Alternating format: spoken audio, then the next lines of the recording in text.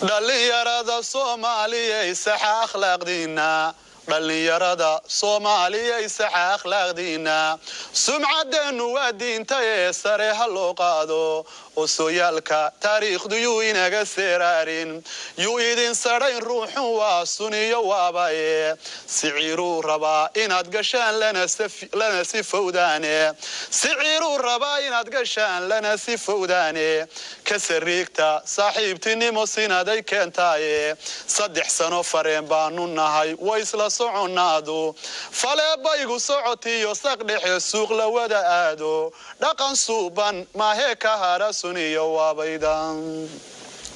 salaada tukada oo saxo sooma rabadaanka sakaa la isku leeyahay xajkana socota dheeraada sadninkii hela waa inuu sadaqad dhiibaaye waa inaad sinaantiyo sharciga sax u taqaanaane waa inaad sunna nabiga iyo salafkii raacdaane afartaas iyo wowga iyo siin maka higaadshay masaleeyay suugaanta oo sadar maqaadsiiyey sirta hadalku waa gabayga ee sidii ma u qaatay sakatiyo haddii aan dhexgalay ama aan seereeyo Siciid Saalax baa jooga oo saxaya suugaan